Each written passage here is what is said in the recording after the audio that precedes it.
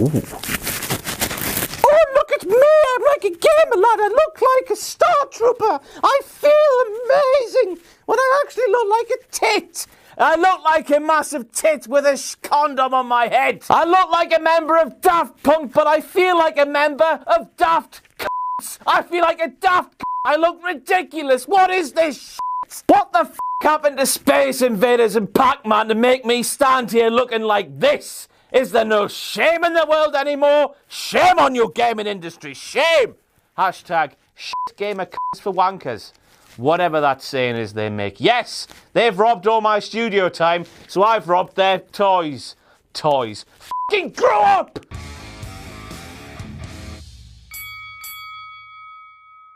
I'm King Ross and you're my loyal subjects. It's that time of the bastard week once again where I take a look at all of the WTF moments from WWE SmackDown Live.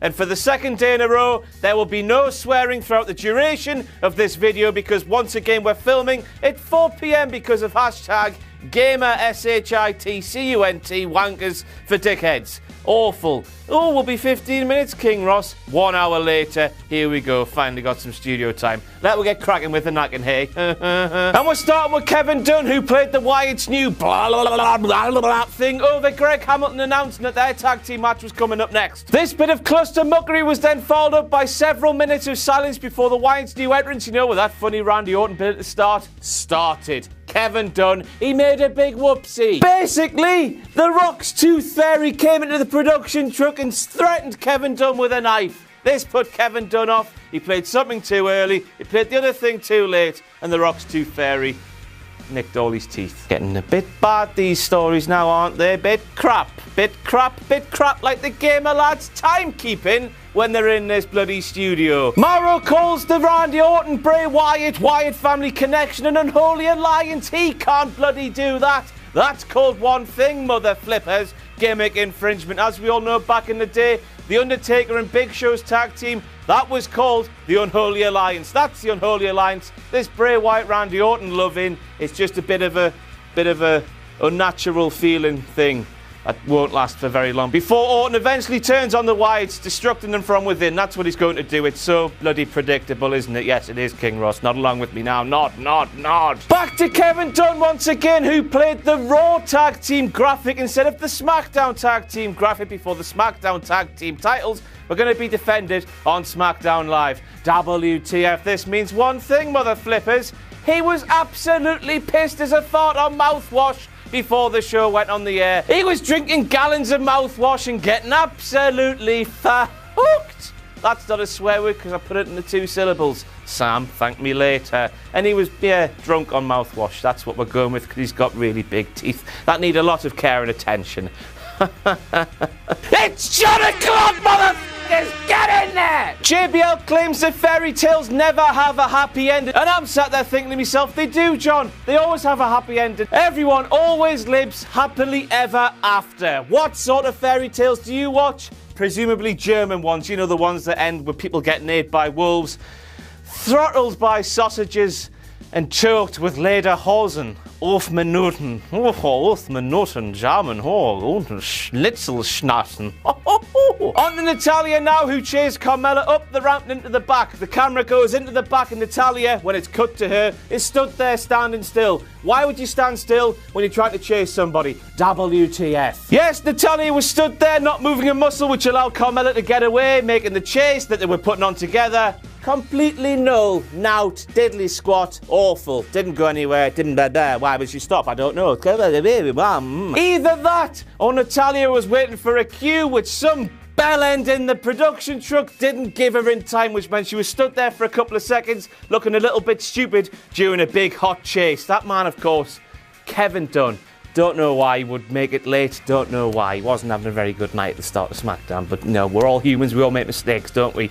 Like the gamer lads who take 7 hours in the studio when this priority here, you know, the guy with the biggest weekly wrestling YouTube show outside of WWE's YouTube channel is waiting to film his bloody show. Why did Connor from The Ascension turn up to this week's SmackDown dressed as Kane from when Kane unmasked, you know, with the soot round his eyes that was quite clearly eye paint? WTF. What a horrible look to pull off. Not only that, but the makeup women claiming that WWE put little lines in his lips, trying to tell us that they'd sewn his mouth shut, even though he never bloody talks anyway. Yes, I know he cut a little promo on this week's WWE SmackDown Live, but normally he never bloody talks, therefore those things there, pointless and irrelevant. The whole look was crap. Crap!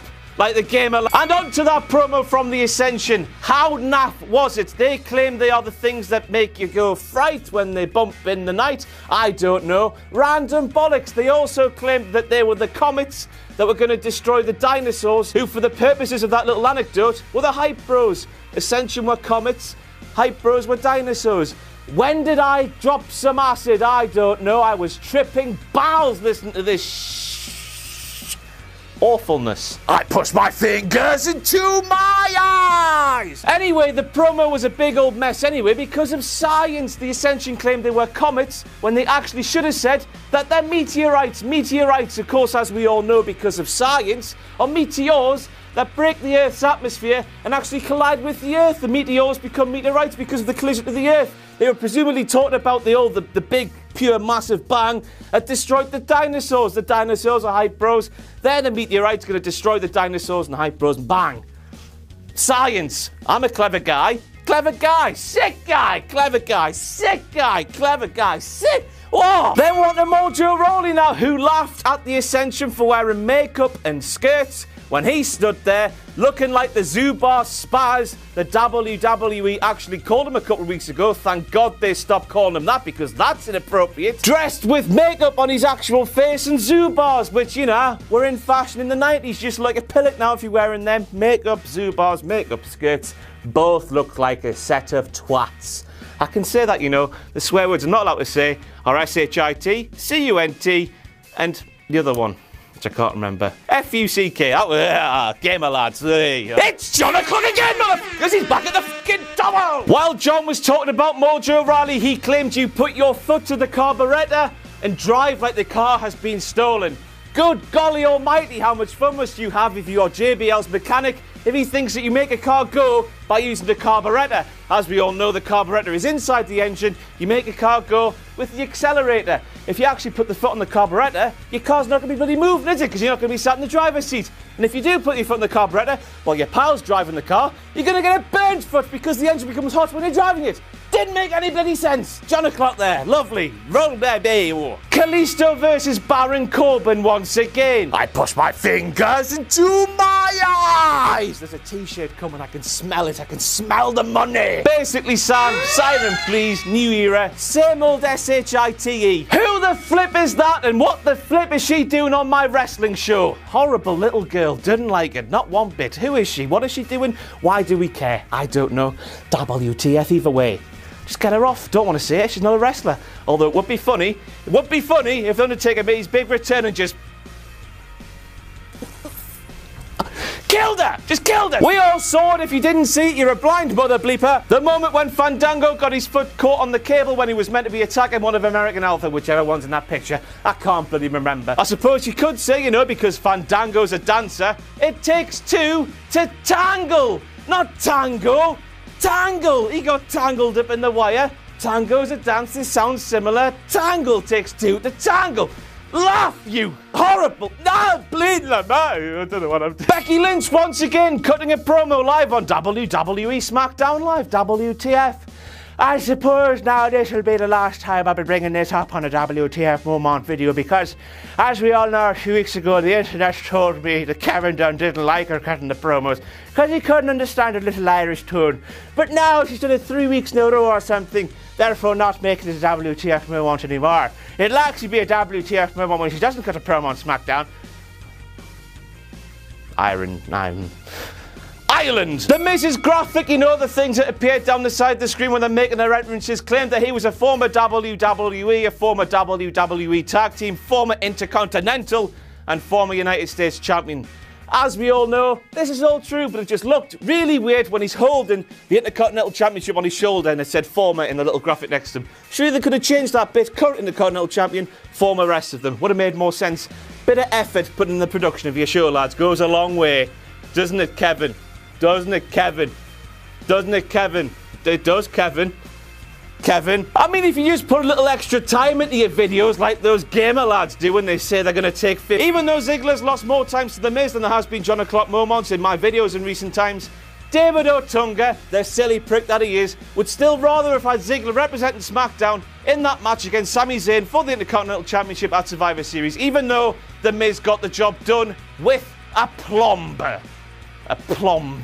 Makes no sense, just makes no sense. It makes no sense, like the gamer lads taking priority here at WhatCulture.com, unlike this global icon and national treasure. Global icon and national treasure. Giant. I'm a giant, I tell you, a giant! Back to Dave once again. Do I sniff some David Otunga merch coming from me? Maybe. Maybe not. Who knows? You'll buy it either way, won't you? Even if it doesn't exist. You're that much of a dirty mark! David Otunga claimed that he would show The Miz his acting awards that he has won. Now, I did some extensive research. I logged onto Wikipedia and had a look at David Otunga's accomplishments bit. Yes, it's really, really bloody small because he's a shit cunt. Oh no! I've sworn. I don't care. Dave deserves it. Now, Dave, I'm just here to tell you that the Slammy Awards you won in 2010 for Shocker of the Year for the Nexus's debut, and the Pee Wee Herman Bow Tie Award, which you won for wearing a bow tie, they don't count as acting awards, you shit cunt. You big old shit cunt. Stop talking and leave our television screens. You see the mountain that JBL climbs? Go to the law school down below next to it. That's where you belong and never come out of there. Acting awards. Acting awards. He hasn't got any. Bollocks, he's shit. And that's it for the WTF moments from WWE SmackDown Live. I've been King Ross. You've been my lost subjects. Now we'll see you tomorrow for some Delete WCP WTF moments. And I'll see you on Friday for some What the Double Bap Gold. Couldn't say the swear word. Sam doesn't let us swear anymore. I get abused by Sam. He touches me in places I don't want to be touched. Oh, something in my ear just there. It's from Sam. Okay, Sam. Hello, magazine called Wrestling. That's right, it's time for issue 3 of Wrestling, this time focusing on the 100 greatest wrestlers of all time. That's been decided by our votes, wrestlers' votes, and of course, your votes. There's a big feature on the practice of blading, and of course, a How WWE Should Have Booked written by this guy. This time, How WWE Should Have Booked the anonymous Raw general manager. Not only that, but there are 5 covers of What Culture Wrestling 3 to collect out there. Can you catch them all? I don't care. Wrestling! As ever, you can pre-order the magazine by going to shop.whatculture.com.